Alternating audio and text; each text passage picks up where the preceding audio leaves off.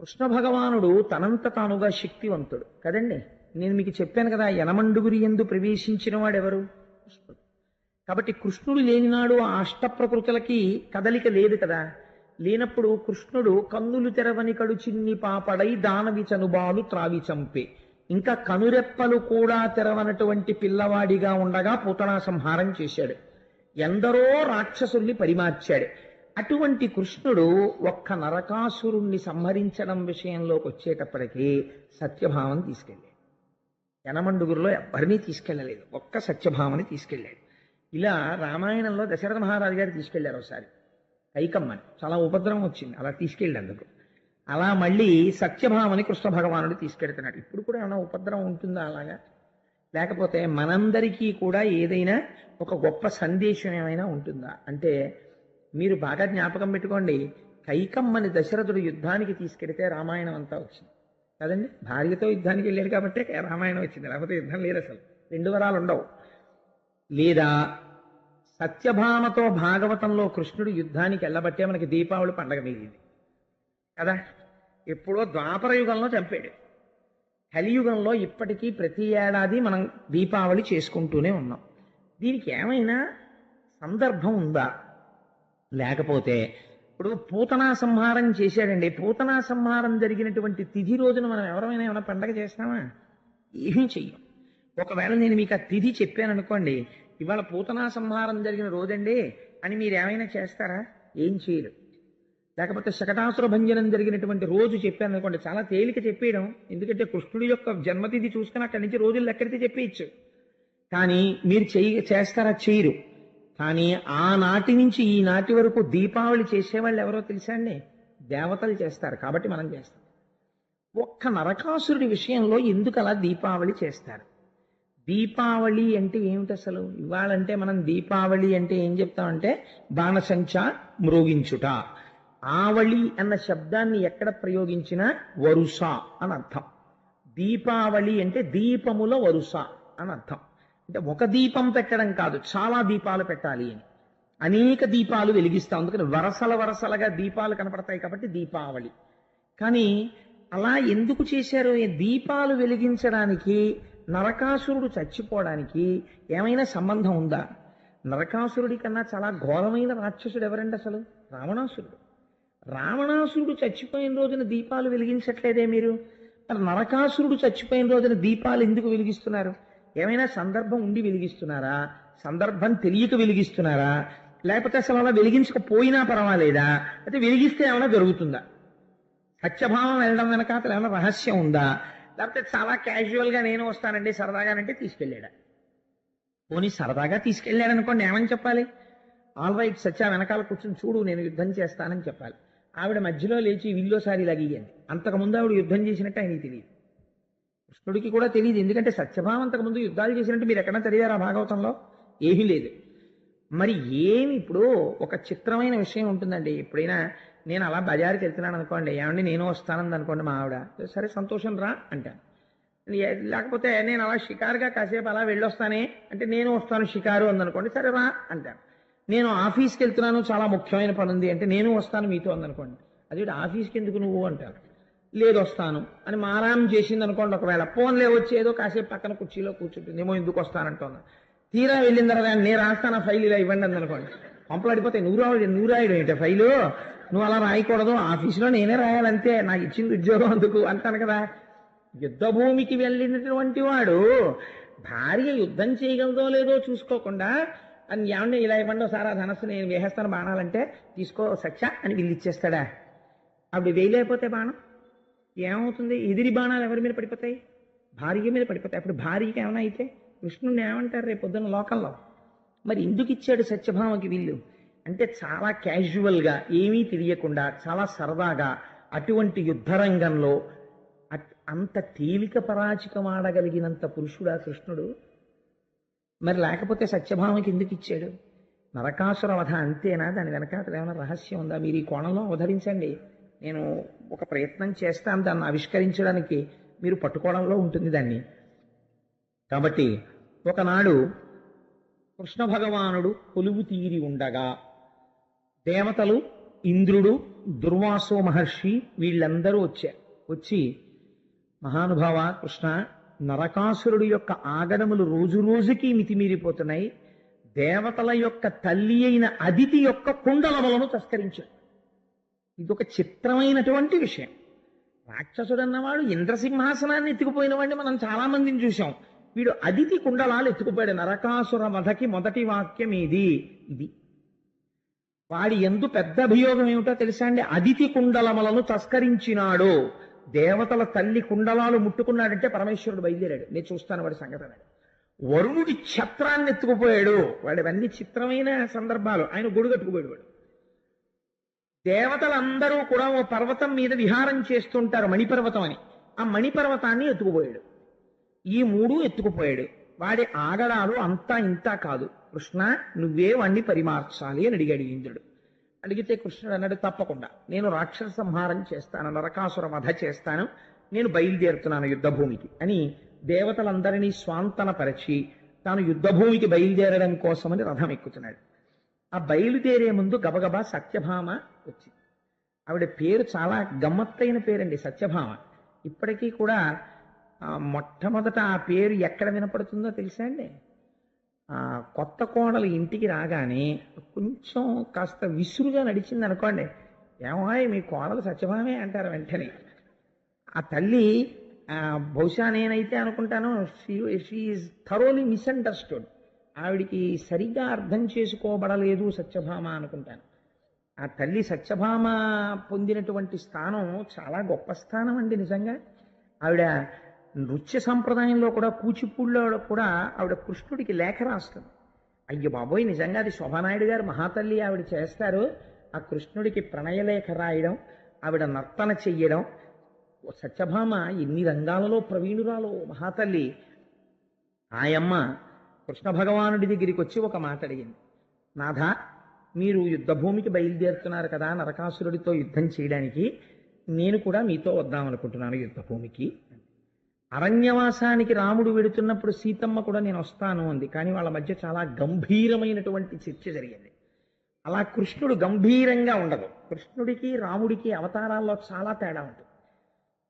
చక్క పెట్టడంలో కృష్ణుడి తర్వాతే. కొంచెం మా రామయ్య అమాయకుడు. అంటే కృష్ణయ్య కూడా మావాడే. అంటే నేను ఈ మాట అంటే నేను ఎవరి గురించి ఉపన్యాసం చెప్తే ఆయన్ని మావాడు అంటుంటాను. అదే ఓ బలహీనత. అంటే మనవాడు. లేదా ఎందుకు ఈ మాట అన్నానంటే, రాముడు చూడండి, ఆ మొట్టమొదట బాలకాండల యుద్ధానికి వెళ్ళినప్పుడు మారీచుణ్ణి చంపేసి ఉంటే అసలు రామాయణం అంత దూరం వెళ్ళేదండి, సీతాపహరణం జరిగేదా? మారీచుణ్ణి వదిలేశాడు. వదిలేసి తాటకా సంహారం చేశాడు. అంత దూరం వెళ్ళింది. శూర్పణఖకి ముక్కు చెవులు కోసి వదిలేశాడు. అంత దూరం జరిగింది. సగం చంపుతాడు, సగం వదులుతుంటాడు. దానివల్ల కష్టాలు కొని తెచ్చుకుంటూ ఉంటాడు రాముడు. కృష్ణుడు అలా కాదు. జరాసంధుడు యుద్ధానికి వస్తే వీడిని చంపేశామనుకో, మళ్ళీ మనకి పనికి మాలిన వాళ్ళందరినీ కూడేసుకొచ్చేవాడెవడు? అందుకని కూడేసుకొచ్చిన వాళ్ళందరినీ చంపేసి వీడిని వదులుతుంటే వీడెళ్ళి మళ్ళీ పనికి మాలిన వాళ్ళందరినీ పట్టుకుని వస్తుంటాడు. వీడిని వదులుతుండా వాళ్ళని చంపుతుండా భూభారం తగ్గిపోతుంది. తేలిక నేను వెళ్ళి అస్తమానం ఎక్కడికని వెతకను, వీడిని వదిలితే వీడు పట్టుకొస్తాడు వాళ్ళందరినీ అని వచ్చినప్పుడల్లా జరాసంధుడిని వదిలేసేవాడు, వాళ్ళని చంపేసేవాడు. ఈ వెర్రేడి తెలియక 17 మాటలు వచ్చాడు అక్షౌహిణీని పట్టుకుని. వచ్చినప్పుడు అలా చంపాడు. కురుక్షేత్రం జరగడానికి ముందరే అంచెలంచెల మీద చాలా మందిని తీసేశాడు ఆయన. అసలు నిజంగా తీలేదనుకోండి కృష్ణావతారం వీళ్ళందరూ కూడా ఎవరి పక్కన చేరుతారో తెలుసా అండి? దుర్యోధనుడి పక్కన చేరుతారు. కురుక్షేత్రంలో ఎంత కష్టమై ఉండేదో పాండవులకి నిగ్రహించడం. అందుకే పుట్టింది మొదలు అదే పని మీద ఉన్నాడు ఆయన. చక్కగా చక్కబెట్టుకు వచ్చేసాడు. అటువంటి వాడు యుద్ధానికి బయలుదేరుతుంటే సత్యభామ వచ్చి నేను వస్తాను. నేను ఇందాక అన్నాను కదా, రాముడు గంభీరంగా ఉంటాడు, కృష్ణుడు అలా గంభీరంగా ఉండడు, చమత్కారంగా ఉంటాడు. చమత్కారంగా మాట్లాడతాడు. తను చేస్తున్నది ఏమిటో అవతల వాళ్ళకి అర్థం చేసుకోవడం చాలా కష్టం. చూడండి, ఇప్పుడు సత్యభామ వచ్చి కృష్ణ నేను మీతో యుద్ధానికి వస్తాను అంది. అంటే ఆయన అంటాడు, సమద పుష్పందయ జంకారములు కావు భీషణ కుంభేంద్ర బృంహితములు, వాయు నిర్గత పద్మ వనరేణువులు కావు తురగ రింఖాముకోద్ధుతరజము, లాకీర్ణ జల తరంగా సరములు కావు శత్రు ధనుర్ముక్త సాయకములు, కలహంస సారస కాసారములు కావు ధనుజేంద్ర సైన్యక దంబకములు కమల కల్హార కుసుమ సంఘములు కావు చటుల రిపుశూల ఖడ్గాది సాధనములు కన్యా నీవేడ రణరంగ గమనమేడ ఒత్తు వేగము నిలువుము వలదు వలదు. ఆయన అన్నాడు, సత్యభామ యుద్ధం అంటే ఏమిటో అది కూడా సరదాగా ఉంటుంది అనుకుంటున్నావు, రోజు నాతో ప్రణయ కేళీ విలాసాల్లో తేలియాడుతూ ఇది కూడా ఏదో ఉద్యానవనంలో విహరించడం అనుకుంటున్నావేమో. యుద్ధ భూమి అంటే ఎలా ఉంటుందో తెలుసా? సమద పుష్పంధయ జంకారములు కావు భీషణ కుంభేంద్ర బృంహితములు. అక్కడ తుమ్మెదల జంకారాలు వినపడవు, బ్రహ్మాండమైనటువంటి ఏనుగులు తొండములనెత్తి ఘీంకారములు చేస్తుంటాయి, అవి వినపడుతుంటాయి. వాయు నిర్గత పద్మ వనరేణువులు కావు తురగ రింకాముకోద్ధుతరజము. అక్కడ పద్మముల మించి వచ్చేటటువంటి పుప్పుడుతో కూడిన గాలి రాదు. శరవేగంతో పరిగెత్తే గుర్రాలు యుద్ధభూమిలో వెళ్ళిపోతుంటే వాటి డెక్కల మించి పైకి రేగినటువంటి ధూళి వచ్చి మీద పడుతుంది. అక్కడ సరోవరాల మించి వచ్చేటటువంటి చల్లటి గాలి రాదు. శత్రువులు విడిచిపెట్టినటువంటి బాణ పరంపరలు వచ్చి మీద పడిపోతాయి.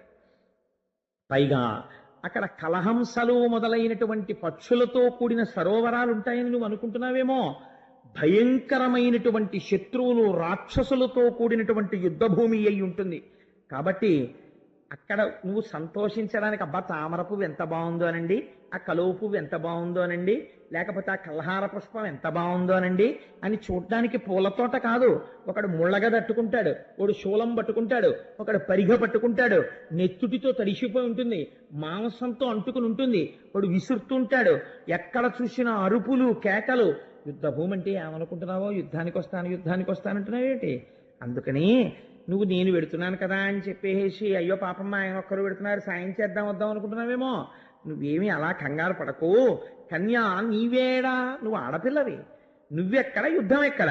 అందుకని రణరంగ గమనమేడ, యుద్ధభూమి ఎక్కడ? ఒత్తు వేగము, నేను మళ్ళీ తిరిగి తొందరగా వచ్చేస్తాను రాక్షసుల్ని పరిమార్చి, నువ్వు బెంగ పెట్టుకోకు.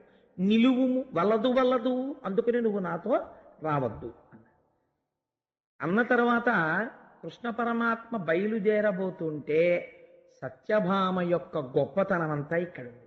ఆవిడ సీతమ్మ తల్లిలా గంభీరంగా మాట్లాడలేదు. ఆవిడేం చేసిందంటే గబగబా వచ్చి, నేను అబద్ధం చెప్పాననుకుంటే మీరు పోతన గారి దశమస్కంధంలో ఉత్తరాఖండం చూసుకోండి, ఉత్తర భాగం, ఆయన చెయ్యి పట్టుకొని అలవోకగా చక్క ఆయన భుజం మీద గడ్డం ఆంచి ఆయన చెవిలోకి మాత్రమే వినపడేటట్టుగా ఎంతో ప్రియంగా ఒక చక్కటి మాట చెప్పింది. దానవులైననేమి మరిదైత్య సమూహములైననేమి నీ మానిత బాహు దుర్గముల మాటుననుండగా ఏమి శంక, నీతో అరుదెంతునంచు కరతోయజమ్ములు ముకిళించి మృక్కెనం మానిని తన్ను భర్త బహుమాన పురస్సర దృష్టి చూడగన్. ఆ సత్యభామ ఆయన దగ్గరకొచ్చి ఆయన భుజం మీద గడ్డం పెట్టి వాలి, దానవులైననేమి, ఆ యుద్ధ భూమిలో ఉండేవాళ్ళు రాక్షసులే అనుకో, మరి దైత్య సమూహములైననేమి, అక్కడ దైత్య సమూహాలే ఉన్నాయనుకో, నాకేం భయమయ్యా, నీ మానిత బాహు దుర్గముల మాటననుండగనేమి శంక, నీ యొక్క భుజములనబడేటటువంటి దుర్గముల చాటును నేనుంటాను, నీ భుజాల వెనకాతల నేనుంటే నన్నెవరేం చేస్తారు? నీతో నరుదింతునంచు, కాబట్టి నాకు నీతో వచ్చి యుద్ధం చూడాలనుందయ్యా, నీ మీద నాకున్న నమ్మకం అటువంటిది. కాబట్టి కరదోయజముల్ ముకుళించి, ఆ రెండు చేతులు పద్మాలు ముకుళించినట్టుగా ఇలా నమస్కారం చేసి ప్రార్థన చేసిందిట, నేను వస్తానండి మీతోటి అని. మృక్యనం మానిని, నమస్కారం చేసి తన్ను భర్త బహుమాన పురస్సర దృష్టి చూడగన్.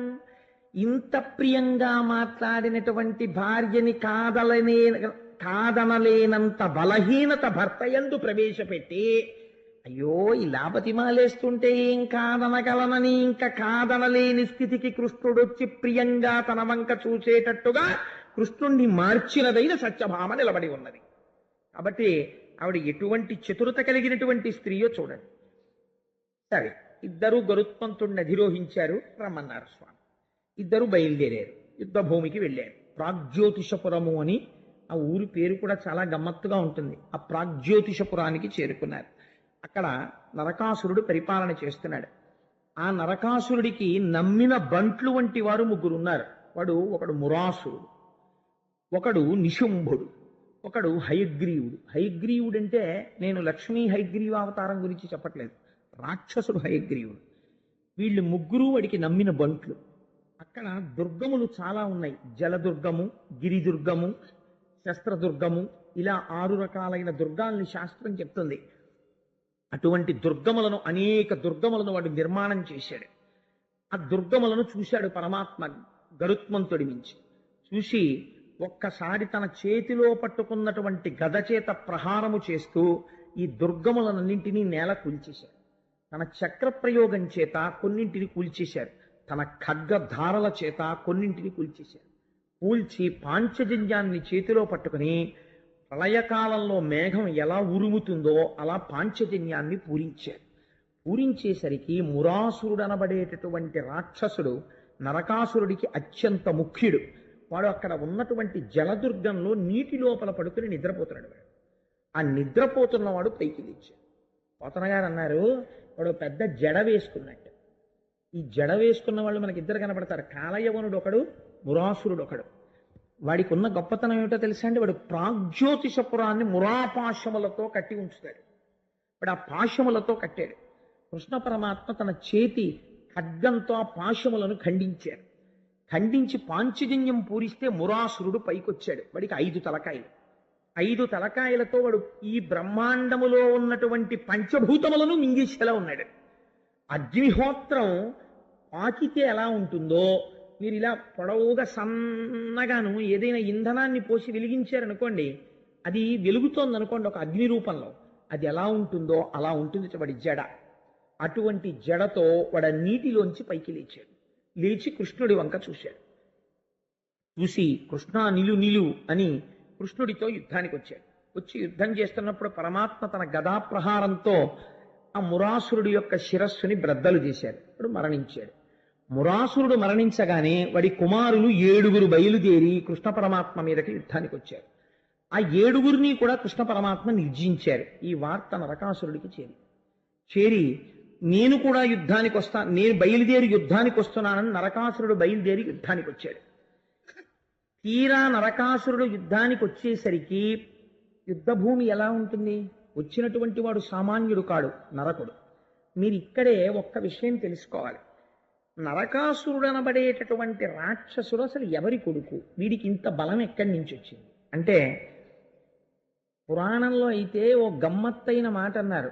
ఆయన ఎవరి కొడుకో అంటే తన తల్లి వాడికి తెలియలేదు అన్నారు. కానీ అసలు వాడు ఎవరి కొడుకో తెలుసా అండి? ఆదివరాహమూర్తికి భూదేవికి కలిపి జన్మించిన వాడు.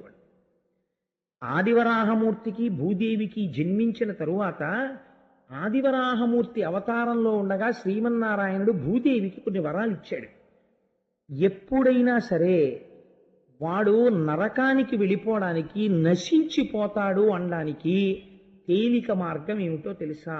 ఇంట ఉన్నవాళ్ళు సుఖపడని రోజులు ఎప్పుడు వస్తాయంటే, భూమి మీద ఏదైనా నిర్మాణము చేసేటప్పుడు శంకుస్థాపన చేసి భూమి పూజ చెయ్యకుండా కానీ కడితే ఆ ఇంట ఉన్న వారికి సుఖశాంతులు ఉండవు, నీకు వరం ఇస్తున్నానన్నాడు ఆయన.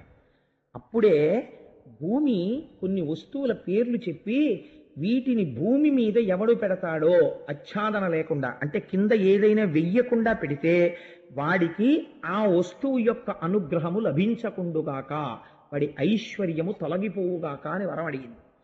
ఆ వస్తువుల పేర్లు అంటే, నేను ఇప్పుడు ఈ విషయాలు ఎక్కడి నుంచి అనుసంధానం చేస్తున్నానంటే భాగవతాంతర్గతం కాదు, దేవీ భాగవతంలోంచి అనుసంధానం చేస్తున్నాను. అందులో మీరు బాగా జ్ఞాపకం పెట్టుకోవలసిన వస్తువు ఒకటి ఉంది. చాలామంది పిల్లలకి చదువు రావట్లేదు అంటుంటారు. భూదేవి వరం ఏమిటో తెలుసా అండి? కూర్చుని చదివేటప్పుడు పుస్తకాన్ని నేల మీద పెట్టకూడదు. పుస్తకాన్ని నేల మీద పెట్టి వెళ్ళిపోతే, అందుకే ఒక అలవాటు చేసుకోవాలి. ఏదో ఒక ప్లాంక్ లాంటిది వేసుకుని చదువుకుంటూ గభాలను లేవవలసి వస్తే ప్లాంక్తో పాటు కింద పెట్టాలి తప్ప పుస్తకాన్ని కింద పెట్టేసే అలవాటు అయిందనుకోండి, వాళ్ళ ఎందు బుద్ధి శక్తి ప్రచోదనం అవ్వదు. ఒకవేళ వాడు ఎంత తెలివైన వాడైనా కీలకమైన సమయంలో పరీక్ష ఎందు వాడికి సరస్వతి అనుగ్రహం కలగదు. పుస్తకాన్ని నేల పెట్టిన వాడికి సరస్వతీ కటాక్షం ఉండరాదు. శంఖమును నేల మీద ఎవడు పెడతాడో వాడి ఇంట మంగళం ఉండరాదు. ఎవడు తులసిని పువ్వుల్ని నేల మీద పెడతాడో వాడి ఇంట పూజలు దేవతలు స్వీకరించరాదు. శివలింగమును నేల మీద ఎవడు పెడతాడో అటువంటి వాడి ఇంట దేవతలు నివసించరాదు. భూదేవి వరాలు అడిగింది. ఇవి యథార్థంగా ఎవరు తెలుసుకోవాలో తెలుసా అండి? గృహస్థాశ్రమంలో ఉన్న వాళ్ళందరూ ఇవి తెలుసుకోవాలి. తెలుసుకుని ఇంట్లో ఈ వస్తువుల విషయంలో చాలా జాగ్రత్తగా ఉండాలి. సరే, కాబట్టి ఆ ఆదివరాహమూర్తికి భూదేవికి జన్మించినటువంటి వాడి నరకాసుడు. వాడి జన్మ సామాన్యం కాదు. ఇప్పుడు ఎవరొచ్చారు వాడిని చంపడానికి? ఆయనే వచ్చాడు.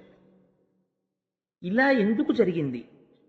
మళ్ళీ ఆ ప్రశ్న పక్కన పెట్టుకుని దాచుకోండి, ఆఖరణ చెప్తాను.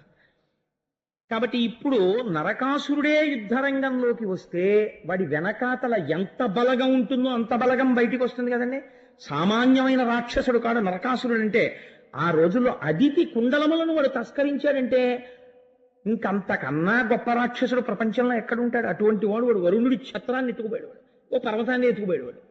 అటువంటి వాడు ఎన్నింటిని పరిపాలించాడో తెలుసా అండి? 14 భువనములు గెలిచాడు వాడు నరకాసురుడు. ఇంకా రావణాసురుడు భూమండలం మీద తిరిగాడు వాడు, 14 భువనాలు నరకాసురుడు. అటువంటి నరకాసురుడు యుద్ధానికి వస్తే వెనక ఎంత సైన్యం ఉంటుంది? ఇంత సైన్యాన్ని చూసిన సత్యభామ ఏమనాలి? అయ్య బాబోయ్, ఏమిటండి ఈ సైన్యం అసలు? మీరు కొంత సైన్యాన్ని తీసుకుని రావలసింది, టిక్కుటక్కులాడించుకుంటూ గరుత్మంతుడు నెక్కొచ్చేశారు అనాలి. ఆవిడ ఏమందో తెలుసా అండి? ఆశ్చర్యకరంగా దీని వెనక అసలు ఉన్న రహస్యాన్ని మీరు గుర్తుపెట్టుకోవాలి. మళ్ళీ పక్కన పెట్టుకోండి. కాబట్టి ఇప్పుడు ఆవిడంది, ఏమండి నేను యుద్ధం చేద్దాం అనుకుంటున్నానండి. ఇందాక యుద్ధ భూమికి వస్తానండి, ఇప్పుడు ఏమండి నాకు యుద్ధం చేద్దాం అనిపిస్తోందండి అని దభాలను లేచి, ఇప్పటిదాకా ఎక్కడుంది? మీ భుజములనబడేటటువంటి దుర్గముల మాటును ఉంటానండి, వెనకాల కూర్చుంది. ఇప్పుడేం చేసింది? దభాలను లేచి ముందుకొస్తోంది. పోతన గారు పొంగిపోయారు. సత్యభామ దర్శనం. ఈ సత్యభామ చేస్తున్నటువంటి యుద్ధం పద్యాలు వింటే వచ్చే లాభం ఏమిటో మీకు ఆఖరణ చెప్తాను. అందుకునంత వర్ణన చేశారు పోతన గారే, అమాయకుడై వర్ణన చేయలేదు. వేణింజల్లము వ్యక్తి సంఘటిత నీవీబంధయై భూషణ శ్రేణిందాల్చి ముఖేందు మండల మరీచీజాల ముల్వల్వగా పాణిం పయ్యద చక్కగా తురిమి శుంభద్వీర సంరంభయై ఏనీలోచన లేచి నిల్చతన ప్రాణేశాగ్రభాగంబునన్. కభాలన లేచిందిట, తన భర్త ముందుకొచ్చి నిలబడిందిట. ప్రాణేశాగ్రభాగంబునన్. ఇప్పటి వరకు వెనకాతలకు వచ్చింది, ఇప్పుడు ముందుకొచ్చి నిలబడింది. ఎలా నిలబడిందిట? ఆ నిలబడగానే వేణుంజొల్లము వ్యక్తి జడ. అసలు సత్యభామ అనగానే మనందరికీ గుర్తొచ్చేది ఏమిటంటే ఆ జడ. కాబట్టి ఆ జడను ఒక్కసారి తీసుకుని ఇలా ఇలా ఇలా ఇలా ముడి వేసేసుకొని గట్టిగా ఇలా ముడేసేసుకుంది, ఇంకా కదలకుండా. గట్ట జడ కదండి మరి, త్రాచుపాములాగా. పోతన గారు ఒక లైవ్ టెలికాస్ట్ ఇస్తారు, శబ్ద చిత్రీకరణ. వేణింజొల్లము వ్యక్తి సంఘటిత తనివీబంధయై భూషణ శ్రేణిందాల్చి. ఆ హారాలు అవి బోలెడన్ని ఆభరణాలు ఉన్నాయి, అవి కదులుతున్నప్పుడు ముందుకి వెనక్కి వెడుతుంటాయి. అలవాటు లేని వాడు కొత్తగా ఉపనయనం చేసుకున్న వాడిని ఊరే కొంచెం పూజా మందిరంలో సామాన్ సర్దేరా అన్నారు అనుకోండి, వాడికి వచ్చే మొట్టమొదటి కష్టం ఏమిటో తెలుసా అండి? ఆ యజ్ఞోపవీతం వచ్చి ఆ చేతికి అడ్డుపడిపోతుంది. వాడు అస్తమానం ఇలా అంటుంటాడు, మళ్ళీ అంటుంటాడు. యజ్ఞోపవీతం భుజం నుంచి బ్రాహ్మణుడికి జారిపోతే వాడిని దరిద్రం పట్టుకుంటుంది. భుజం జారిపోతే గాయత్రి చెప్పుకోవాలి. భుజం జారిపోకుండా దాన్ని పంచెలోకి పెట్టుకోవడం అలవాటు చేసుకోవాలి బ్రాహ్మణుడు. కాబట్టి ఎన్ని ధర్మ సూక్ష్మాలు పెట్టేశారండి పెద్దవాళ్ళు, జాగ్రత్తగా అలవాటు. అప్పుడు తండ్రి చూసి అంటాడు, రే అలా యజ్ఞోపవీతాన్ని వదిలిపెట్టి తిరగకూడదు అని దగ్గరికి తీసుకుని, నాన్న ఆ యజ్ఞోపవీతాన్ని పంచెలో ఇలా పెట్టుకుంటే ఇప్పుడు అది కదవు, ఇప్పుడు నువ్వు పని చేసుకోవడం వాడికి అలవాటు. ఓహో, యజ్ఞోపవీతాన్ని అలా పెట్టుకోవాలన్నమాట అని తెలుసుకుంటాడు.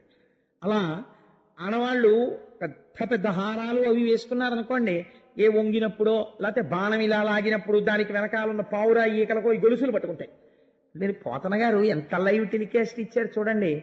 ఆ రైల్వే కంపార్ట్మెంట్లో విండో సీటు పక్కన కూర్చోగానే నాకు ఇంతకన్నా మరి చెప్పడానికి ఉపమానం లేదు.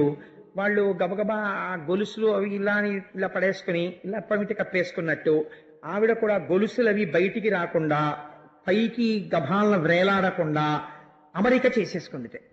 అందుకని భూషణ శ్రేణిందాల్చి ముఖేందు మండల మరీచీజాల ముల్వర్వగా పాణిం పయ్యద చక్కగా తురిమి.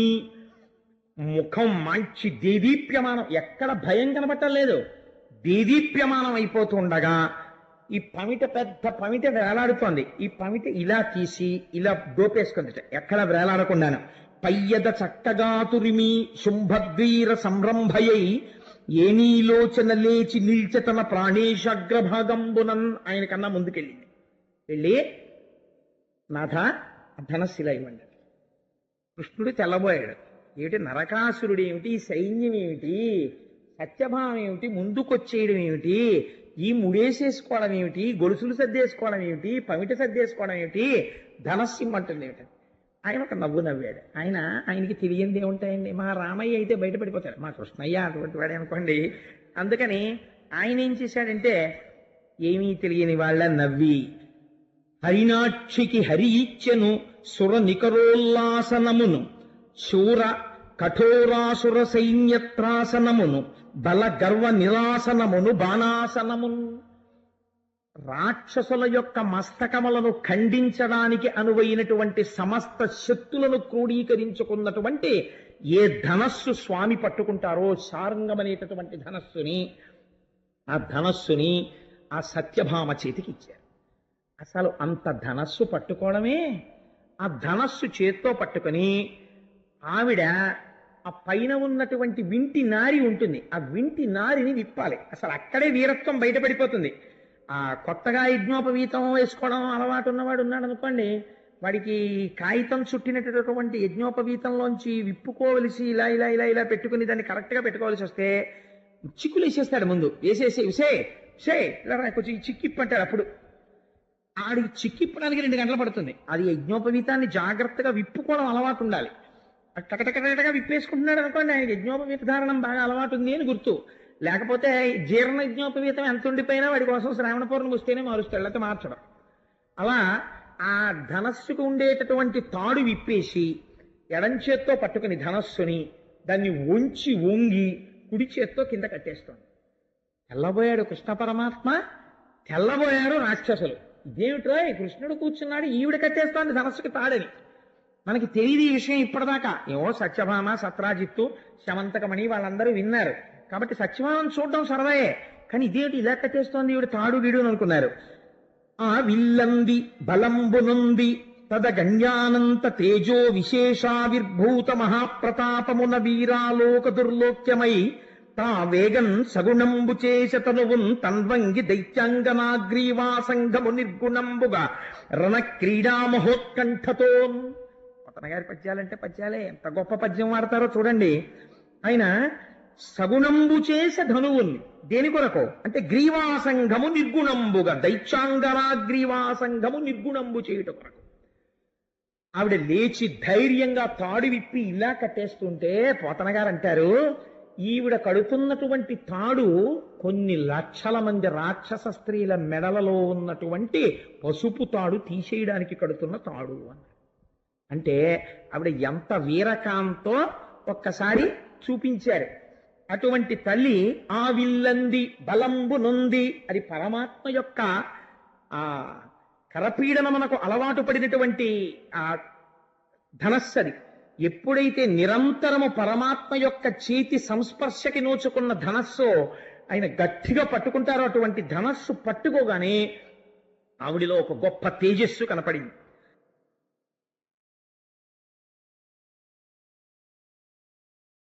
వెంటనే యుద్ధానికి బయలుదేరి ఆ ముందు నిలబడి ఒక్కొక్క బాణం తీసి అభిమంత్రిస్తోంది. మామూలుగా ఏదో బాణాలు వేయడం కాదు, చిల్లర బాణాలు. బాణం చేత్తో పట్టుకొని అభిమంత్రిస్తోంది. ఆగ్నేయాస్త్రం, వారుణాస్త్రం, వీటిని అభిమంత్రించి ఆ అల్లెత్రాడికి తగిలించి ఆకర్ణాంతం వరకు లాగాలి. దాన్ని ధైర్యంగా ధనస్సును నిలబెట్టి గురి చూసి మొక్కవోని ధైర్యంతో వింటినారిని ఆకర్ణాంతము లాగి వదిలిపెట్టాలి. అప్పుడు పెద్ద ధనుస్తుంది. అసలు ఆ వింటినారిని ముందు లాగి చూస్తారు, ఆ టంకారం అంటారు.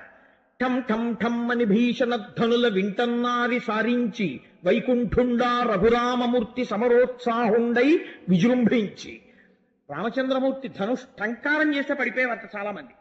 అటువంటి టంకారం కృష్ణ భగవానుడు చేసినా కూడా ఆ ధనుష్ టంకారం చేసి బాణప్రయోగం చెయ్యడం ప్రారంభించింది. పోతన గారు అంటారు, సవర్ణ కంకణ జన జన నినదంబు సింజీ సింజీ నీ రవముతో చెలిమిచేయ తాటంకమణిగణ ధగధగ దీప్తులు గండమండల రుచుల్ కప్పికొనగా ధవళ తారాపాంగ ధల ధల రోచులు బాణజాల ప్రభా పటలిన నప శరపాత ఘుమఘుమ శబ్దంబు పరిపంధి సైనిక కలకల స్వనములుడుప వీర శృంగార భైరౌద్ర విస్మయములు కలిసి భామినియ్యనో కాకయనగా నిషువు తొలగుట దివుచుట ఏయుటెల్ల ఎరుగ రాకుండనని చేసే ఇందువదన. ఆవిడ సవర్ణ కంకణ జనజన నినదంబు సింజినీరవముతో చెలిమిచేయ, ఒక్కొక్క బాణాన్ని ఇలా తీసి తొడిగి లాగుతుంటే ఆవిడ చేతులకి పెట్టుకున్నటువంటి కంకణధ్వనులు కలకణ కణకణకణకణమని కంకణాలు చప్పుడవుతుంటే ఆ విడిచిపెట్టబడినటువంటి బాణం బయలుదేరుతున్నప్పుడు ముందు ఝుమ్మని శబ్దంతో పెడుతుంది. ఈ శబ్దం ఈ కంకణధ్వని కలిసి కొత్త ధ్వనులు వచ్చేయట. ఇంతకు ముందు అలా యుద్ధం చేసిన ఆడదేది? మా అమ్మ జగదంబ చేసింది వేరనుకోండి, సత్యభామ చేస్తోంది ఇవాళ. అందుచేత ఆ కంకణధ్వనులు ఆ బాణధ్వనులు కలిసిపోయేట. తాతంకమణిగణ ధగధగ దీప్తులు గండమండల రుచుల కప్పికొనగా. ఇంతకు ముందెప్పుడు అంతఃపురంలో ఉండడం, చల్లగా హాయిగా ఉద్యానవనాల్లో ఉండడం తప్ప అంత ఎండలో గరుత్మంతుడి మీద యుద్ధం చేయడం కందిపోయి ఎర్రగా అయిపోయేట.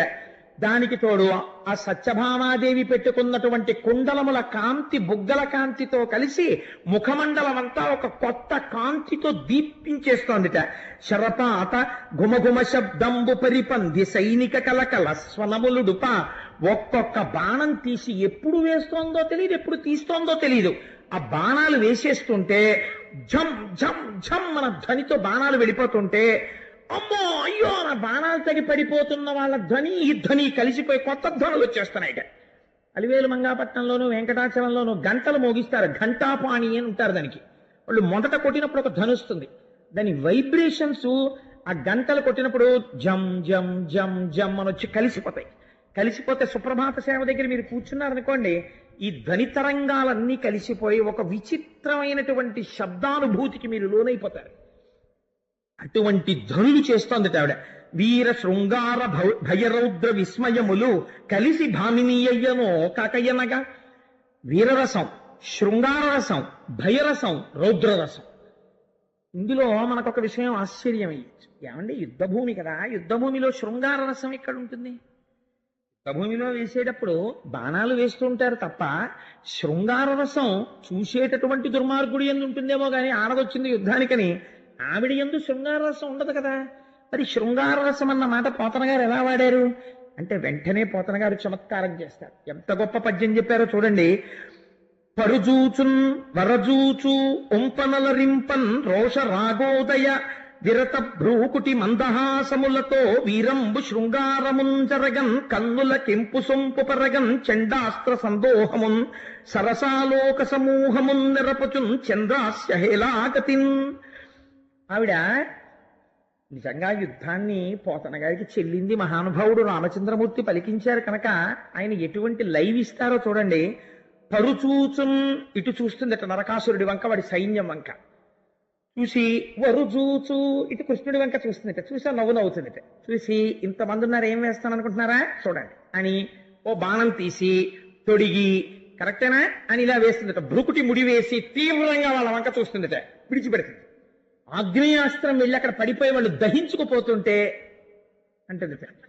అంటే ఆయన అంటే అట్ట ఇప్పుడు ఏం చేస్తుంది, అటు భయానకం ఇటు శృంగారం ఏకకాలమునందు పోషిస్తోంది. ఇలా యుద్ధం చేసిన వాళ్ళు ఎవరూ లేరు. జగదంబ కూడా యుద్ధం చేస్తే వీరరసంతోనే చేసింది ఆవిడ. ఇలా ఏకకాలమునందు అటు వీరరసం ఇటు శృంగారరసం ఎవరు చేస్తారండి? సత్యభామ చేసింది అలాగా. అందుకని పరుజూచున్ వరుజూచు ఒంపనలరింపన్ రోష రాగోదయా విరత భ్రూకుటి మందహాసములతో వీరంబు శృంగారముంజరగన్ కన్నుల కెంపు సొంపు పరగన్ చండాస్త్ర సందోహమున్ సరసాలోక సమూహమున్ నెరపుచున్ చంద్రాస్య హేలాగతిన్. అస్త్రశస్త్రములను విడిచిపెట్టేస్తుంటే ఎదురుగుండా ఉన్నవాళ్ళు భయపడిపోయి, బాబోయ్ ఏమిటా మొహం అంత కోపం అన్నట్టుండేది. ఇలా కృష్ణుడి వంక చూసినప్పుడు అన్నప్పుడు చంద్రబింబంలా ఉండేది. అమ్మో మా ఆవిడికి ఇన్ని విద్యలు వచ్చా అని పొంగిపోయేవట. అలా కృష్ణుడి వంక చూసేదిట. ఏకకాలమునందు రెండు రసములను పోషిస్తూ యుద్ధం చేస్తోంది. ఎందుకు సత్యభామ యుద్ధం అన్నారో, అసలు సత్యభామ యుద్ధం అంటే ఏమిటో చూతురు కానీ ఆఖరణ ఓహో ఇదా తల్లి గొప్పతనం అంటే అని ఆశ్చర్యపోతారు ఆ పేరుకి. అలినీలాలక చూడనొప్పెసగే భృత్యాలీఢ పాదాంబుతో అలిక స్వేద వికీర్ణ కాలకలతో ఆకర్ణ కానీత సల్లలిత జ్ఞానక పుంఖ దీధితులతో లక్ష్యావలోకంబుతో వలయాకార ధనుర్విముక్త విశిక వ్రాతాహతారాతి. అలా బాణాలు వెయ్యగా వెయ్యగా వెయ్యగా వెయ్యగా ఆవిడకి వేసుకున్నటువంటి ఆ కేశపాశ కబరీబంధములోంచి కొన్ని వెంట్రుకలు లేచి నల్లటి తుమ్మెదలు ముఖం మీదకొచ్చాయా అన్నట్టుగా నుదురి మీద పడ్డాయిట. కొద్దిగా నుదుటి మీద చెమట పట్టిందిట. ఆ చెమట మీద ఇలా వెంట్రుకలు అంటుకున్నాయిట. ఇంకా రాను రాను రాను రాను పగతులతో యుద్ధం పెరిగిపోతోంది. వాళ్ళు కూడా ఆడదని ఉపేక్షిస్తే వీళ్ళేది చంపేస్తోందని వాళ్ళు కూడా పెద్ద పెద్ద యోధులందరూ ముందుకొచ్చారు. ఇప్పుడు చాలా గురి చూసి కొట్టాలి వాళ్ళ గుండెల మీద. గురి చూసి కొట్టడంలో ఆవిడ కూడా యుద్ధంలో ఎంత వ్యగ్రతని ఎంత తీవ్రతని పొందిందో పోతన గారు చెప్తారు చూడండి. వికీర్ణ కాలకలతో ఆకర్ణ కానీత సల్లలిత జ్ఞానక పుంక దీధితులతో లక్ష్యావలోకంబుతో ఒక్కొక్క బాణం తీసి ఎన్ని కాంతులు ఏకకాలమునందొచ్చాయో పోతన గారు దర్శనమిస్తున్నారు. ఒకటి ఎడమకాలు ముందు పెడుతోందిట, కుడికాలు వెనక్కి పెడుతోందిట, కుడికాలు కొద్దిగా ఉంచుతోందిట. ఎందుకు? ఇప్పుడు గురి చూసి కొట్టాలి యోధుల మీదకి. పెద్ద పెద్ద వాళ్ళందరూ వచ్చారు. అందుకని ఆ గురి చూసి ఎడంకాలు ముందు పెట్టి కుడికాలు వెనక్కి పెట్టి ఆ పాదం ఇలా కొంచెం పైకెత్తి ఉంచుతుంటే ఆ ఎర్రటి పాదంలోంచి వస్తున్న కాంతుల వంక కృష్ణుడు కూర్చుని విస్మయంగా చూస్తున్నట్ట. ఏమిటి మా ఆవిడే ఇన్ని భంగిమలు? ఏదో నాట్యం అనుకున్నానమ్మా బాబోయ్. ఏమిటి ఇలా కాలు వంచి ఓ కాలు ముందుకేసి ఇలా లాగుతుంటే లక్ష్యాలోక విలీనము, ఆ లక్ష్యం వంక తీవ్రమైన దృష్టితో చూడడంలో కందుల వెంట కాంతి. అప్పటి వరకు బాణాలు వేసి వేసి అలవాటు లేని తల్లేమో ఒక్కొక్క బాణం తీసి పట్టుకుని వింటినారి లాగుతుంటే అదంతా ఒరుసుకుని ఎర్రటి కాంతి వేళ్లల్లోంచి, బుగ్గల్లోంచి ఎర్రటి కాంతి, కన్నుల్లోంచి కాంతి, శరీరంలోంచి కాంతి, ఇన్ని కాంతులు ఒక కాంతిగా మారిపోయేటట్టుగా బాణ పరంపరలోంచి వస్తున్న కాంతి, ఇన్ని కాంతులతో కలిపి యుద్ధం చేస్తోందిట. చూసిన వాళ్ళు అనుకుంటున్నారు ముందా మిగిలిన వాళ్ళ మాట అలా ఉంచండి. కృష్ణుడు పక్కన కూర్చున్నవాడు తెల్లబోయి ముక్కున వేలేసుకుని, అమ్మ సత్యభామ నాకు తెలియదు ఇలా కూడా యుద్ధాలు చేస్తావు నువ్వని, ఏమో అనుకున్నాను. ఎంత ఎంత చమత్కారం చూపించావు అంతఃపురంలో. బొమ్మ పిండ్లిండ్లకు పోనొల్లనను బాలరణ రంగమునకెట్లు రదలంచే మగవారి కనినత మరుగు చేరిడి ఇంటి పగవారి గెల్వనే పగిది జాలే పసిడి ఉయ్యల లెక్క భయమందు భీరువు కగపతి స్కంధమే కడిది నెక్కే సకుల కోలాహల స్వనములోర్వని కన్య పతహ భాంకృతుల నిర్భంగినొచ్చే నీలకంఠములకు రుచంబు నేర్పుచూ అలసి తొలగిబోవు అలరుబోడి ఏ విధమున నుండి ఎలమి నాలీఢాది మానములను రిపుల మానమడప. తెల్లబోతున్నాడు కృష్ణ పరమాత్మ దేనికిట? బొమ్మ పెండ్లిండ్లకు పోనొల్లనను బాలరణరంగమునకెట్లు రదలంచే. సత్యభామ సత్యభామ రుక్మిణీదేవి బొమ్మల పెళ్లిళ్ళు చేస్తోంది, వెళ్ళు అంతఃపురంలో బొమ్మల పెళ్లిళ్ళు అవుతున్నాయంటే, అమ్మ బాబోయ్ మళ్ళీ పల్లకీలో ఇక్కడి నుంచి అంత దూరం బొమ్మల పెళ్లిళ్ళకి వెళ్ళడమా, నేను వెళ్ళలేను బాబోయ్ నాకు ఓపిక లేదని చెప్పి ఈ అంతఃపురం నుంచి ఆ అంతఃపురానికి పల్లకీలో వెళ్ళడానికి అమ్మో అంత దూరమే అనేంత సుకుమార ఇవాళ యుద్ధ భూమికి వచ్చిందా. మగవారి ఎవరైనా కనపడేటప్పటికీ ఒక పక్కకి వెళ్ళిపోయి మగవారి కంట పడడానికి సిగ్గుపడిపోయేటటువంటి అతివ ఇవాళ ఇంతమంది ముందు పవిట తీసి చీరలో దోపుకుని యుద్ధం చేస్తోందా. పసిడి ఉయ్యల లెక్క భయమందు భీరువు కగపతి స్కంధమే కడిది నెక్కే. బంగారు ఉయ్యాల ఎక్కి ఊగు సత్య అంటే అమ్మ బాబాయ్ ఉయ్యాల ఎక్కడమే పడిపోతే అనేటటువంటి సత్యభామ ఇవాళ గరుత్మంతుడి మూపురం మీద కూర్చుందా. కూర్చున్నప్పుడు ఆయన ఏం అలా కూర్చోడు. యుద్ధం చేసేటప్పుడు గరుత్మంతుడు ఆతట పక్షమారు తరజ కంపిత ఘూర్ణితాతల వ్రాత మహర్ణ ఉండు భయంకరంగా రెక్కల్ని అల్లారుస్తూ తన ముక్కు పోట్లతో ఎదుటి సైన్యంలో ఉన్నటువంటి ఆ ఏనుగుల్ని పొడుస్తూ తన కాళ్ళి గోళ్లతో కొడుతూ కిందకి పైకి ఇలా ఏటవాలుగా తిరుగుతుంటాడు ఆయన. తిరుగుతున్నప్పుడు జాగ్రత్తగా కూర్చోవాలి ఆ పక్షి మీద. దాని మీద కూర్చున్నప్పుడు అలా అల్లిబిల్లిగా కూర్చున్నారు అనుకోండి, ఓ రకమించి కింద జారిపోతే లేని పని కూడా అంత జాగ్రత్తగా కూర్చోవాలి ఆ గరుత్మంతుడి మీద. అలా కూర్చోడానికి ఉయ్యాల ఎక్కడానికి భయపడిపోయింది వాళ్ళ గరుత్మంతుడి మీదకి ఎక్కిందా. సకుల కోలాహల స్వనములోర్వని కన్య పతహ భంకృతులకి భంగినొచ్చే. ఎవరైనా ఉత్సాహపరచడం కోసమని ఆ సైన్యంలో ఉన్న వాళ్ళు ఏం చేస్తారంటే పెద్ద పెద్ద పట్టహాలు తీసుకొస్తారు, తీసుకొచ్చి పెద్ద పెద్ద చప్పుళ్ళు చేస్తుంటారు. అలా పెద్ద పెద్ద చప్పుళ్ళు వినపడేటటువంటి సైన్యము యొక్క ధనులను విని యుద్ధం చేస్తోంది. అంతఃపురంలో ఎవరైనా నలుగురు చెలికెత్తెలు కొంచెం గట్టిగా మాట్లాడుకుంటే, అబ్బా అంత గట్టిగా మాట్లాడకండి, నేను తట్టుకోలేను, తలకాయ నొప్పి వచ్చేస్తుందని. అలాంటిది యుద్ధ భూమిలో ఇంతంత పట్టహాల యొక్క ధ్వని వింటోందా. నీలకంఠములకు నృత్యంబు నేర్పుచు అలసి తొలగిపోవు అలరుబోడి. ఆ నీలకంఠాలంటే నెమళ్ళు. నెమళ్ళకి నాట్యం నేర్పుతూ వాళ్ళకి క్లాస్ చాలండి, ఇంక కలిసిపోయాను, మీకు నాట్యం నేర్పి అని చెప్పి ఓ అరగంట క్లాస్ చెప్పి మిగిలిన క్లాస్ క్యాన్సిల్ చేసేయడానికి అలవాటు పడిపోయిన సత్యభామ ఇవాళ రకరకాల విన్యాసాల. ఇటువైపు ఎవరినో చూసి గభాలన ఇటు తిరిగి ఎడంకాలు ముందు పెట్టి కుడికాలు వంచి యుద్ధం, ఇటు తిరిగి యుద్ధం, మండలాకారంగా ధనస్సుని వంచి ఒక్కొక్కసారి ఇలా ధనస్సు పట్టుకుని ఇలా బాణాలు వేయడం. ఏమిటిది, ఎప్పుడు నేర్చుకుంది అసలు, ఎప్పుడు ఎలా చేస్తోంది యుద్ధం, ఏమిటి వీర శృంగార భయ రౌద్ర విస్మయములు, ఇన్ని రసాలు ఏకకాలమునందు పోషించేస్తోందని చెప్పి కృష్ణ పరమాత్మంతటి వారు తెల్లబోయారట. తెల్లబోయి ఆయన అంటారు, వినచక్కగా పట్ట వెరవిరుంగని కొమ్మ బాణానలం బెట్లు పట్టనేర్చే మ్రాకును త్రీగె కూర్పంగ నెరనిలేమ గుణమునే క్రియధను కోటి కూర్చే సరసముచ్చము గృవ్వజాల నియబల ఏ నిపుణత సంధించ నిశిత చరము చిలుకకు పద్యంబు చెప్పనేరని తన్వి అస్త్రమంత్రంబులెన్నడభ్యసించే పలుకుమనిన పెక్కు పలుకని మగుదు ఏగతిన నొచ్చ సింహ గర్జనములు అనగముర శత్రి త్రిజగదభిరామ గుణధామ చారు సత్యభామ. పరమాత్మంతటి వారు ఎంత గొప్ప మాటలు వాడారో చూడండి.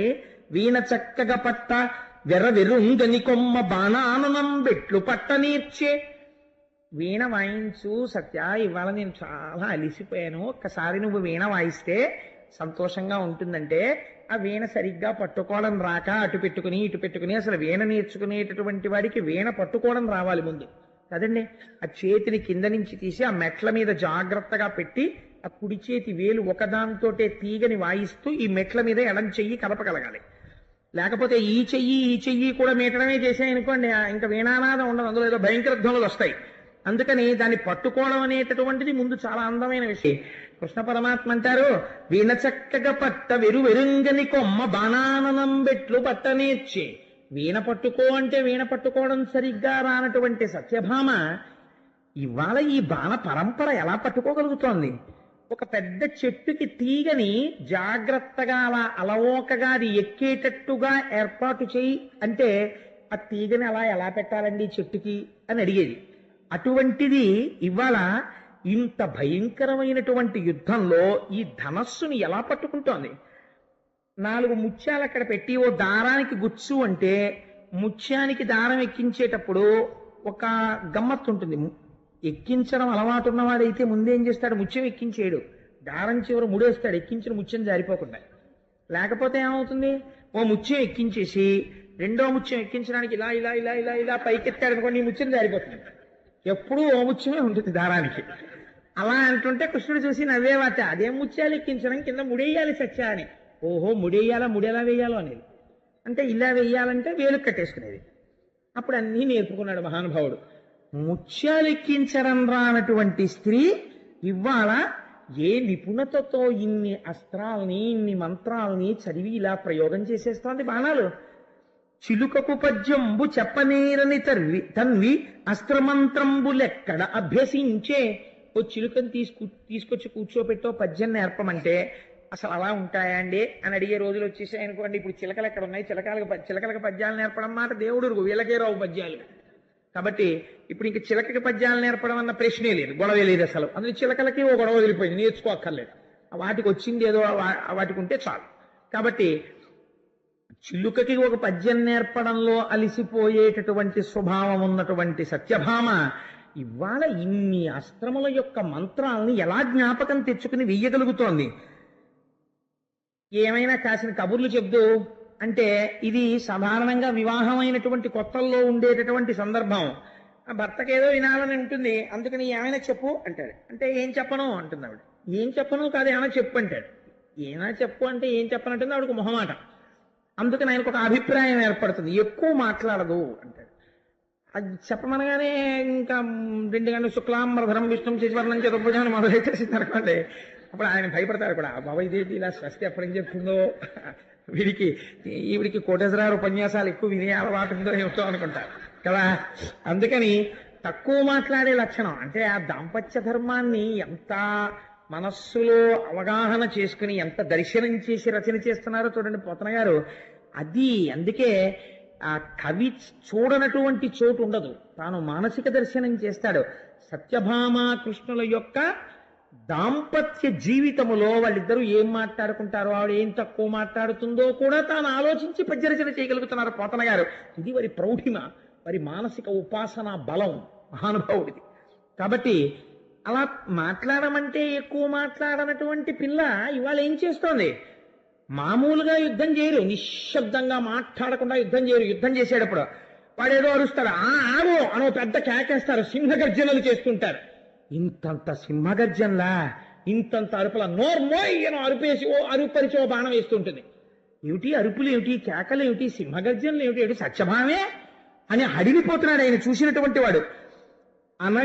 అనగమెర్ర శక్తి జగదభిరామ గుణధామ చారు సత్యభామ సత్యభామ. ఈ విధంగా 3 లోకములలో ఉన్న వాళ్ళు కూడా తెల్లబోయేటటువంటి రీతిలో అందరూ ఆశ్చర్యపోయి చూసేటట్టుగా సత్యభామ యుద్ధం చేస్తోంది. జావల్లీధని గజ్జనంబుగా సురల్ సారంగా యుధంబున ఆ వల్లింద్ర శరాసనంబుగా సరోజక్షుండు మేఘంబుగా తా విద్యుల్లత భంగి నింతి సురజిద్దావాగ్ని మగ్నంబుగా బ్రావృత్కాలము చేసే పానచయ మంభశ్రీ కరశ్రేణిగాన్. పోతన గారి ఊహలే వేరుగా ఉంటాయి. ఆవిడ చేసేటటువంటి యుద్ధంలో కృష్ణ పరమాత్మయే మేఘం, ఆవిడే ఆ మేఘం మధ్యలో ఉన్నటువంటి మెరుపు తీగ. ఎందుకంటే వాళ్ళిద్దరూ కూర్చుని ఉన్నారు కాబట్టి. ఆవిడ చేతిలో పట్టుకున్నటువంటి ధనస్సే ఇంద్రధనస్సు, ఆవిడ చేతిలోంచి వస్తున్నటువంటి బాణ పరంపరలే వర్షధారలు. ఈ వర్షధారల కోసమే చూస్తున్న చాతక పక్షులు దేవతలు. ఈ వర్షధారలలో తడిసిపోతున్నటువంటి దావాగ్ని వంటి వారు రాక్షస సైన్యం. కాబట్టి అగ్నిహోత్రాన్ని చల్లారుస్తోంది, దేవతల యొక్క కోరికే తీరుస్తోంది. అంటే ఎన్ని లక్షల మంది సైన్యాన్ని తెగటార్చిందో ఆ తల్లి, ఇంతమందిని చంపుతోంది. చంపుతుంటే ఏడుస్తున్న వాళ్ళు చాలా మంది ఉన్నారు, ఉల్లాసపడుతున్నవాడు ఒక్కడున్నాడు. ఎవరు? కృష్ణ పరమాత్మ. ఆశ్చర్యపోతున్నాడు ఆయన. రాకేందు బింబమై రవిబింబమయ్యొప్పు నీరజాతేక్షణ నెమ్మొగంబు కందర్పకేతువై ఘనధూమకేతువై అలరుపు బోడిచే లాంచలంబు భావజు పరిధియై ప్రళయార్కు పరిధియై మెరయునా కృష్ణయై మెలత చాప అమృత ప్రవాహమై అనల సందోహమై తనరారు ఇంతి సందర్శనంబు హర్షదాయి మహాదోషదాయి పరచు ముద్దరాలి బాలవృష్టి హరికి నరికి జూడ అందంద శృంగార వీరరసములోలి విస్తరిల్ల. గొప్ప సీస పద్య రచన చేశారంటే నిజంగా పోతనామాచ్యుల వారు. రాకేందు బింబమై, పూర్ణమైనటువంటి చంద్రుడు పౌర్ణమి నాడు ఎలా ఉంటాడో ఆ చంద్రబింబాన్ని చూస్తున్నప్పుడు మనస్సంత ఉల్లాసంగా ఉంటుంది. పై ఎంత బాగున్నాడు రా చంద్రుడు అంటారు. పౌర్ణమి నాటి చంద్రుణ్ణి చూసి ఏమిటండి బాబా చంద్రుడు అలా ఉన్నాడన్నవాడిని నేను ఇప్పటిదాకా పుట్టి బుద్ధిరికి తెలియదు. ఆ చంద్రబింబాన్ని చూడగానే ఎవడైనా ప్రసన్నత పొందుతాడు. అబ్బా ఎంత బాగున్నాడో చంద్రుడు అంటాడు. అలా కృష్ణ పరమాత్మకి పూర్ణ చంద్రబింబంలా కనపడుతోంది, రాక్షసులకి మధ్యందిన మార్తాండ బింబంలా కనపడుతోంది. ఆవిడ ముఖం. కందర్పకేతువై ఘనధూమకేతువై అలరుపు బోడిచే లాంచలంబు. ఆ యుద్ధం చేసేటప్పుడు వంగి ఆ బాణపరంపర వేస్తుంటే ఆ దోపుకున్నటువంటి పవిట ఆ చీరలోంచి బయటికి వచ్చి ఎగిరింది. ఇలాగ ఎగిరితే ఆవిడ ఒక్కసారి మళ్ళీ తీసి ఇలా చుట్టుకుంది, ఇలా దోపుకుంది. ఆ ఎగిరినటువంటి పవిట రాక్షసులకేమో ఏదో తోక చుక్క కనపడినట్టుగా కనపడింది. వాళ్ళ పాలిట దుష్యకులం కింద. కృష్ణ భగవానుడికి మాత్రం అలా చూసేటప్పటికీ కందర్పకేతువై మన్మధుడి జెండాలా కనపడింది. భావజు పరిధియై ప్రళయార్కు పరిధియై మెరయునా కృష్ణయై మెలత చాప. ఆ తల్లి యుద్ధం చేస్తున్నప్పుడు ఆవిడ ముఖమండలమునందుండేటటువంటి దీప్తి, ఆ కాంతి, గుండ్రమైన కాంతి చూసేటటువంటి రాక్షసులకేమో ప్రళయకాలంలో ఉదయించినటువంటి సూర్యబింబం చుట్టూ ఏర్పడినటువంటి పరివేషంలా కనపడుతోందిట. పక్కనే కూర్చున్నటువంటి కృష్ణ భగవానుడికేమో మన్మధుడు ఏర్పరిచినటువంటి వలయంలా కనపడుతోందిట. అమృత ప్రవాహమై కృష్ణుడికేమో అమృత ప్రవాహంలా కనపడుతోందిట ఆవిడ. అనల సంతోహమై అగ్నిపుంజంలా రాక్షసులకు కనపడుతోందిట. తనరారు ఇంటి సందర్శనంబు హర్షదాయి అయి మహారోషదాయి అయి పరచు ముద్దరాలి బాణవృష్టి. ఒకరికేమో సంతోషాన్ని కల్పిస్తోంది, వాళ్ళందరికీనేమో దుఃఖాన్ని కల్పిస్తోంది. ఇలా అరికి చూడ హరికి సంతోషాన్ని కల్పిస్తోంది, శత్రువులకి బాధ కల్పిస్తోంది. ఇటువంటి భయంకరమైనటువంటి యుద్ధం చేసి చెమట పట్టేసి ముంగురులన్నీ నుదుటు కంటికి పోయినటువంటి సత్యభామ వంక చూసి అప్పటికే అందరూ నిహతులైపోయారు. నరకాసురుడు మాత్రం ఇంకా ప్రాణాలతో నిలబడి ఉన్నాడు. కృష్ణుడి చూసి, సత్య, నీ యుద్ధానికి నేను ఎంతో పొంగిపోయాను. ఇంటికి వెళ్ళిన తరువాత నీకు ఎన్ని ఆభరణములు కావాలో కోరుకో, అన్ని ఆభరణములను నీకు బహుమానం చేస్తాను. ఇంకా ధనస్సు ఇచ్చే, అలిసిపోయావు, నువ్వు ఇంకా అలిసిపోతుంటే నేను చూడలేకపోతున్నాను అని ఆ ధనస్సు పుచ్చుకున్నాడు. పుచ్చుకుంటే నరకాసురుడు అన్నాడు, చేతకాని వాడివై భార్య యుద్ధం చేస్తూ ఉంటే నువ్వు పక్కన కూర్చున్నావు, మా రాక్షస వీరులు ఎందుకు వెయ్యలేదో తెలుసా అస్త్రాలు శస్త్రాలను, ఆడదాని మీద యుద్ధం ఏమిట్రా అని ఊరుకున్నారు. పౌరుషం ఉన్నవాడివైతే ఇప్పుడు రా యుద్ధానికి అన్నాడు. ఆరిపోయే దీపానికి వెలుతురు ఎక్కువ, చచ్చిపోయేటటువంటి వాడికి అరుపులు ఎక్కువ. కాబట్టి ఈ మాట అన్న తర్వాత కృష్ణ పరమాత్మ నిన్ను నిర్జించడానికే కదా నేను వచ్చింది అని ఆ చేతిలో ఉండేటటువంటి సుదర్శన చక్రాన్ని ప్రయోగించగానే సుదర్శన చక్ర ధారల చేత త్రుంపబడినటువంటి నరకాసురుడి యొక్క శిరస్సు కుండలములు ప్రకాశిస్తుండగా డుళ్ళి నేల మీద పడిపోతే ఇక్కడ పోతన గారు మొత్తం నరకాసుర వధకి సంబంధించినటువంటి ఒక గొప్ప రహస్యాన్ని తీసుకొచ్చి ఒక పద్యంలో పెట్టేశారు. ఇల్లాలింగిటి అయిన కాలమున మున్నేనంచు ఘోషింతువో తల్లి, నిన్ను తలంచి అయిన ఇచటన్ నన్ను కృపంకావకే చల్లంబోతల త్రించనంచు నిలనాక్షేపించు చందంబునన్ త్రెళ్ళెన్ చప్పుడు కాక భూమి సుతుడు దీప్తాహమక్షోణిపై. ఆ తల తెగిపోయి కింద పడిపోతున్నప్పుడు భూమికి తగిలేటప్పుడు అమ్మని పరిహాసం ఆడినట్టుందిట. అమ్మా, కిటియై ఆదివరాహమూర్తిగా ఉన్నప్పుడు నిన్ను భార్యగా స్వీకరించాడుగా భూదేవిని, నిన్ను భార్యగా స్వీకరిస్తే కదా నేను కొడుకుగా పుట్టాను. నా భార్య చూస్తోంది, తల్లి కళ్ళ ముందు కొడుకుని చంపేయడమా అని కూడా చూడకుండా ఆదివరాహావతారంలో ఆయన భార్యని అని చెప్తుంటావుగా, మరి నీ కళ్ళ ముందు నీ కొడుకుని చంపేస్తుంటే ఇప్పుడు ఏమనగలిగావు అని తల్లిని దెప్పి పొడిచాడా అన్నట్టుగా తల భూమి మీద పడిపోయింది అన్నారు. ఇంత చమత్కారమైనటువంటి పద్యం చూడండి. రాక్షస సంహారం జరిగినప్పుడు ఇటువంటి పద్యం అరుదుగా రాస్తారు.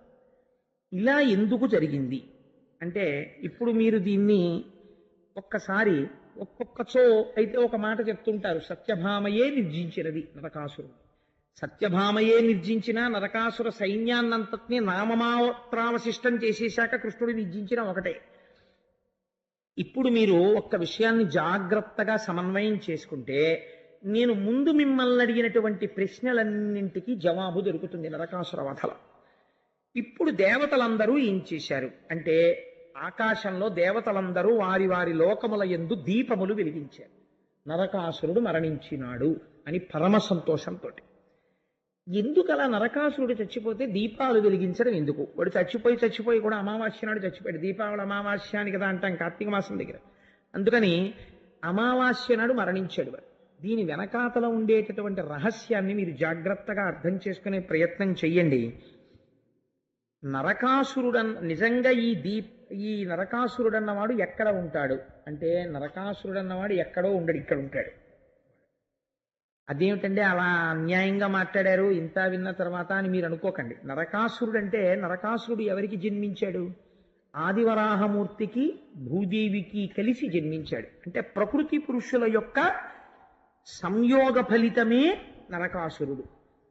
ఎవరు జన్మించినా అంతే కదండి, ప్రకృతి పురుష సంయోగము చేతనే కదా ఎవరు జన్మించినా. కాబట్టి జన్మించినప్పుడు గర్భమునందుండగా వాడికి పూర్వజన్మ స్మృతి ఉన్నది, జ్ఞానం ఉన్నది.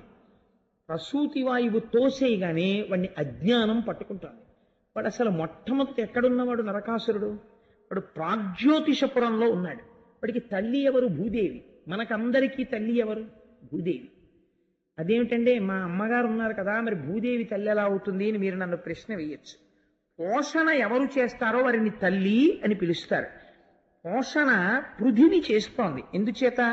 అమ్మ పాలివ్వాలనుకోండి, అమ్మ పాలివ్వాలంటే అమ్మ పోషకాహారం తింటే కదా పాలిస్తుంది. అమ్మకి ఆహారం ఎక్కడి నుంచి వస్తుంది? పృథివీలోంచి వస్తుంది. పృథివీ వికారమైన ఒక యాపిల్ పండును అమ్మ తింటే ఆ పృథివీ వికారమైన యాపిల్ పండు అమ్మ దగ్గర పాలగా మారుతున్నాయి. ఆ పాలు పృథివీ వికారమైన ఈ శరీరం పుచ్చుకుని మళ్ళీ ఇంకొంచెం పృథివీ వికారంగా పెరుగుతోంది, పెద్దదవుతోంది. కాబట్టి ఇప్పుడు అందరినీ పోషించేది ఎవరు? అమ్మ పోషిస్తోంది. కాబట్టి భూదేవి అమ్మ. వీడేమన్నాడు? నాకు అమ్మ ఎవరో తెలియడం లేదు అన్నాడు. కాబట్టి దేన్ని వదిలిపెట్టాడు? ప్రాగ్జ్యోతిషపురాన్ని విడిచిపెట్టి వాడు మాహిష్మతీపురంలో ఎక్కువ గడుపుతూ ఉండేవాడు. ప్రాగ్జ్యోతిషము, ప్రాక్ అంటే పూర్వకాలమనందు ఎప్పుడూ ఉన్నది, మొదటి నుంచి ఉన్నది. జ్యోతిష్ అంటే ఏదది? ఇక్కడే ఉన్నటువంటి ఆత్మవస్తువు. ఈ ఆత్మవస్తువుని తెలుసుకోవడానికే మనం ఇందులోకి వచ్చాం. ఇందులో ఉండి ఈశ్వరుని యొక్క అనుగ్రహాన్ని పొందడానికి, ఈశ్వర దర్శనమును పొందడానికి ఇందులోకి వచ్చాం. కానీ ఇందులోకి రాగానే వాడు ఏం చేశాడు? ప్రాగ్జ్యోతిషపురానికి దూరంగా ఉండడం మొదలుపెట్టాడు. మాహిష్మతీపురానికి వెళ్ళాడు. మాహిష్మతి అంటే మహిష ప్రకృతి, దున్నపోతు యొక్క లక్షణం. ఏమిటది? ముగ్గురి వల్ల వచ్చింది. ముగ్గురు స్నేహితుల్ని పట్టుకున్నాడు. ఎవరు వాళ్ళు అంటే, అదిగో ఆ మురాసురుడు అనబడేటటువంటి వాడు, నిశుంభుడు అన్నవాడు, హైగ్రీవుడు అన్నవాడు. సత్వ రజస్తమో గుణములు అనేటటువంటి 3 గుణములతో స్నేహాన్ని ఏర్పాటు చేసుకున్నాడు. ఎప్పుడు ఈ 3 గుణాలలో తిరుగుతున్నాడు. ప్రాగ్జ్యోతిషపురం నుంచి మాహిష్మతీపురానికి వచ్చేసాడు. ఇప్పుడు వీడేం కోరుకున్నాడు? చతుర్ముఖ బ్రహ్మగారి గురించి తపస్సు చేశాడు. తపస్సు చేస్తే బ్రహ్మగారు ప్రత్యక్షం అయ్యారు. నీకేం కావాలి అని అడిగారు. ఇది భాగవతాంతర్గతం కాదు, నేను ఇతర పురాణాల్లోంచి అనుసంధానం చేస్తున్నాను ఒక పూర్ణత్వం రావడం కోసం కథకి. బ్రహ్మగారు నీకేం కావాలి అని అడిగారు. నాకు మరణం ఉండకూడదు అన్నాడు. అంటే ఈ మాట చాలా మంది అడిగారా, అది ఇవ్వడం కుదరదు, ఇంకో మాట అడుగన్నారు. అంటే వాడు వెతుక్కుంటున్నాడు ఏం అడుగుదాం. బ్రహ్మగారు అన్నారు, ఒక భయం నీకు లేదుగా, అమ్మ చేతిలో చచ్చిపోతావని నీకు వరం ఇస్తాను, అమ్మ పుచ్చుకుంటావా అన్నారు. అంటే వాడనుకున్నాడు, అమ్మకి పెంచడం తెలుసు తప్ప అమ్మకి చంపడం తెలియదు కదా, కాబట్టి నాకు చావు లేదని అలాగే ఈ వరం అన్నాడు. కాబట్టి నువ్వు మీ అమ్మ చేతిలోనే చచ్చిపోతావురా అని వరం ఇచ్చాడు చతుర్ముఖ బ్రహ్మగారు. వీడిప్పుడు అమ్మ చేతిలో చచ్చిపోతాను కాబట్టి నా తల్లి ఎవరు అని వెతకడం మొదలెట్టాడు. తెలుసుకోలేకపోయాడు. ఆఖరికంటే అజ్ఞానంలో ఉన్నాడు. మహిష్మతీపురంలో, ప్రాగ్జ్యోతిషపురంలో ఉంటే వాడికి తెలిసిపోను ఆవిడే నా తల్లి అని. వాడు తెలుసుకోలేకపోయాడు. తెలుసుకోలేక ఇప్పుడు ఏం చేశాడు అంటే అదితి కుండలములను అపహరించాడు. అదితి కుండలములను అపహరించడం అంటే ఏమిటో తెలుసా అండి? ఏదో వాళ్ళ ఇంట్లోకి వెళ్ళి ఆవిడ చెవులకు పెట్టుకున్నటువంటి ఆభరణాలు తీసో పెట్టిలో పెడితే వీడు వెళ్ళి ఆ పెట్టి తీసేసి ఆ ఆభరణాలు ఎత్తుకొచ్చేసాడు అనుకోండి. అది ఎంత పెద్ద విశేషం పురాణంలో చెప్పుకుని పోతనగారు ఆంధ్రీకరించవలసిన విషయమును నేను మీకు చెప్తే మీరు అందరూ వినవలసిన విషయం ఏమిటండి? అదితి కుండలములను అపహరించుట అంటే ఏమిటో తెలుసా? దితి అంటే ఖండం, అదితి అంటే ఖండము కానిది, అంటే ముక్క కానిది. ముక్క కానిది ఏది చెప్పండి? ఆకాశం. మీరు ఇప్పుడు ఈ తివాచీను ముక్క చేస్తానన్నారు అనుకోండి, చేయగలరు. లేకపోతే నీటిని 2 ముక్కలు చేస్తాను అన్నారు అనుకోండి, చెయ్యొచ్చు, ఐస్ కింద చేసి విడగొట్టచ్చు. కానీ మీరు ఆకాశాన్ని ముక్కలు చెయ్యండి, మీరు చేయలేరు ఆకాశాన్ని. ఆకాశం ఎప్పుడు ఏకత్వంతోనే ఉంటుంది. అదితి అంటే ఖండము కానిది ఆకాశము. ఇప్పుడు ఈ ఆకాశానికి రెండు కుండలాలు ఉన్నాయి ప్రకాశిస్తూ. ఏమిటవి? సూర్యుడు చంద్రుడు. ఈ సూర్యచంద్రులు ఇద్దరు గమనము, కదులుతుంటారు. సూర్యచంద్రులు కదిలితే ఏమవుతుంది? మన ఆయుర్దాయం తగ్గిపోతుంది. సూర్యోదయం అయిందనుకోండి, నా ఆయుర్దాయం కొంత వెళ్ళిపోయినట్టే. రేపటి సూర్యోదయం అయిపోయిందనుకోండి, నా ఆయుర్దాయంలో 12 గంటలు వెళ్ళిపోయింది. రేపు సూర్యాస్తమయం అయిందనుకోండి, నా ఆయుర్దాయంలో ఇంకో 12 గంటలు వెళ్ళిపోయింది. చంద్రోదయ చంద్రాస్తమయములు, సూర్యోదయ సూర్యాస్తమయాల్లో ఆయుర్దాయం వెళ్ళిపోతోంది. వీడేమంటున్నాడు? నేను ఆ కుండలములను దొంగిలించానన్నాడు. అంటే కాలము యొక్క ప్రసరణ నా మీద లేదన్నాడు. అంటే అజ్ఞానమునందున్నాడు, నాకు మరణము లేదన్నాడు. అది అదితి కుండలములను తస్కరించడం అంటే. కాబట్టి ఇప్పుడు ఏం చేశాడు? చతుర్దశీ కన్యని వివాహం చేసుకున్నాడు. ఎవరి చతుర్దశీ కన్య? త్వష్ట ప్రజాపతి యొక్క కూతురు. త్వష్ట అంటే ఎవరు? త్వష్ట అంటే తొలుచున్నది అని నిఘంటువులకు అర్థం. తొలిచేది మాయ. మాయ అంటే ప్రకృతి. ప్రకృతి అంటే 14 భువనాలు. 14 భువనాలే చతుర్దశి. కాబట్టి చతుర్దశీ కన్యని వివాహం చేసుకున్నాడు. అంటే 14 భువనములు మాయకి చిక్కి ఈ భోగభాగ్యాలన్నీ శాశ్వతం అనుకున్నాడు. కాబట్టి ఇప్పుడు ఏమైంది? త్వష్ట ప్రజాపతి యొక్క కుమార్తె అయిన 14 భువనములను తనదనుకుంటున్నాడు. అనుకుని ఈ చతుర్దశి తనది అన్నాడు. అని అనేక మంది రాజుల దగ్గరికి వెళ్ళాడు. వెళ్ళిన చోటల్లా వాడు చేసినటువంటి చమత్కారమైన పని ఏమిటో తెలుసా అండి? నరకాసురుడు ఆ రాజుని చంపడం, ఆ రాజుల పిల్లల్ని తీసుకురావడం.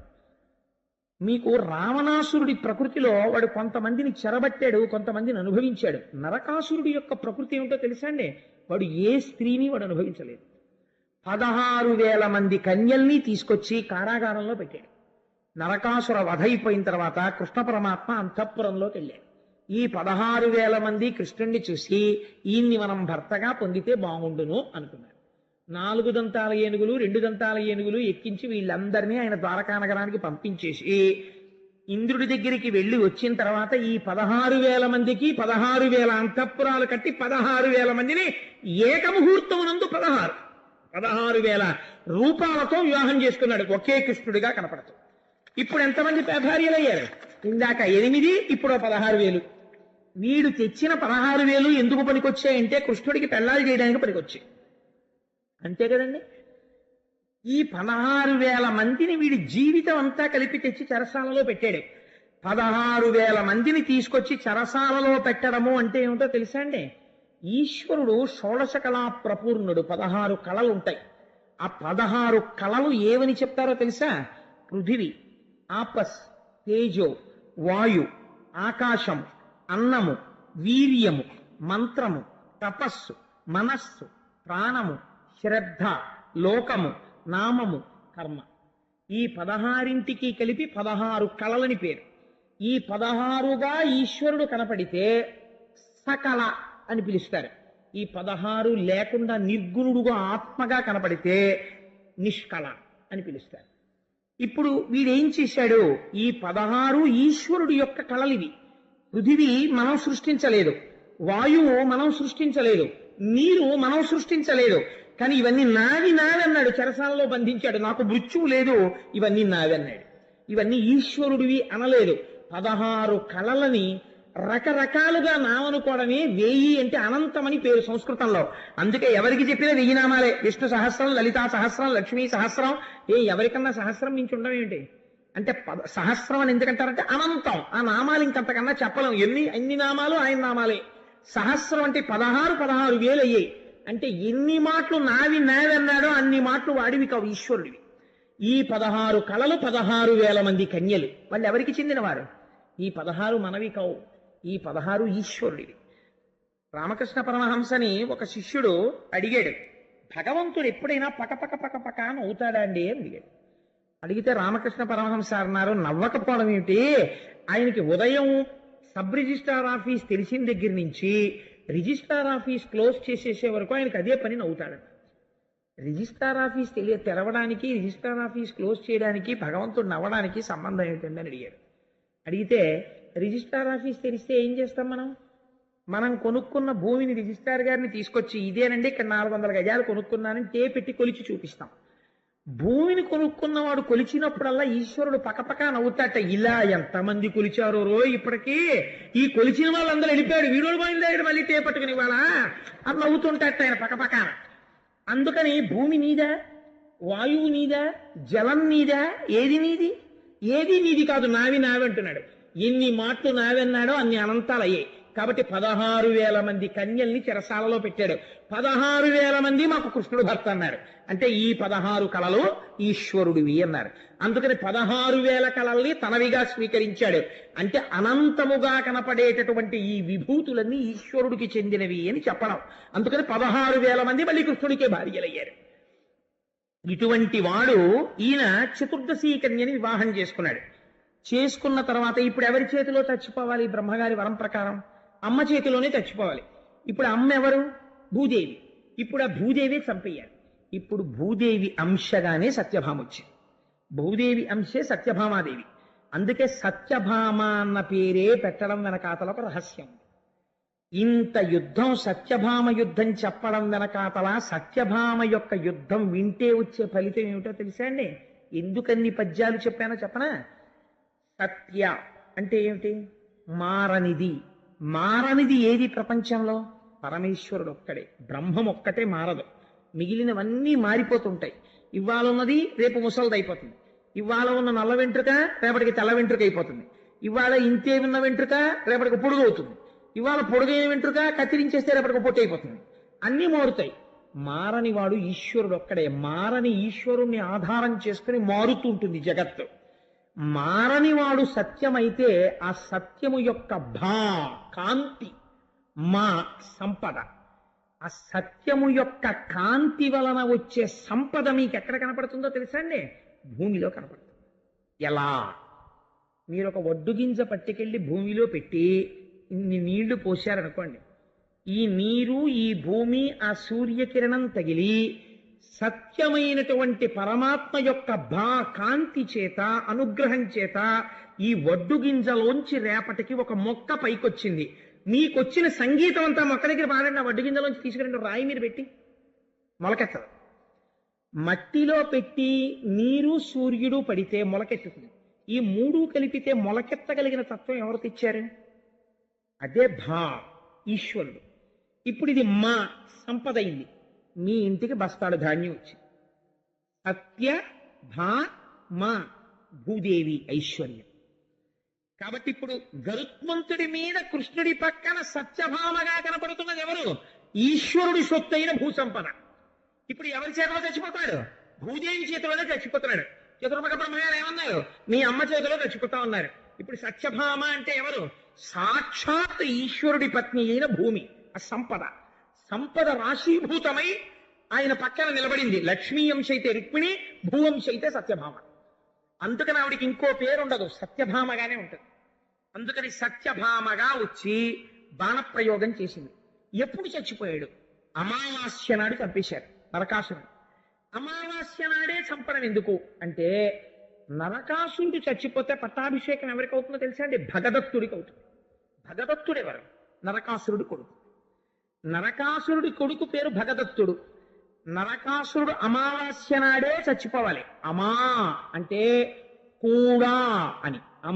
అమా అంటే సంస్కృతంలో కూడా అని. వాస అంటే ఉండుట అని. చంద్రమా మనసో జాత చక్షో సూర్యో అజాయత అంటుంది పురుష సూక్తం. మనస్సుకి చంద్రుడికి సంబంధం. అమావాస్య నాడు చంద్రుడు ఉండడు. అంటే మనస్సు ఏమైపోయింది? ఇప్పటి వరకు నేను నాది అని సంసార భావమునందు ఉన్నటువంటి మనస్సు సూర్యుడిగా ఉన్న నారాయణుని ఎందుకు కలిసిపోయింది? ఈ చంద్రుడి యొక్క తేజస్సు.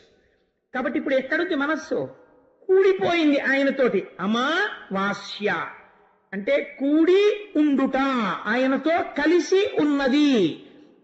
అంటే ఇప్పుడు పైన ఉన్నటువంటి అజ్ఞానమంతా కూడా నశించినది సత్యభామ యొక్క అనుగ్రహము చేత, ఆ భూదేవి యొక్క అనుగ్రహము చేత, ఆ బ్రహ్మ సంపద యొక్క అనుగ్రహము చేత, బ్రహ్మ జ్ఞాన సంపద యొక్క అనుగ్రహము చేత. పోతే ఏది మిగిలిపోయింది? ఆత్మావై పుత్రనామాసి, కొడుకు భగదత్తుడు. భగ అంటే భగవంలో భగ, షాడ్గుణ్యములు, ఆత్మతత్వము తెలుసున్నవాడు మిగిలిపోయాడు. అమావాస్య ఈశ్వరుడు యందు మనస్సు లయమైపోయింది. ఇప్పుడు ఇది ఏ స్థితిని చూపిస్తోంది? మనం పుట్టిన తరువాత మనం దేన్ని పొందాలో చూపిస్తోంది.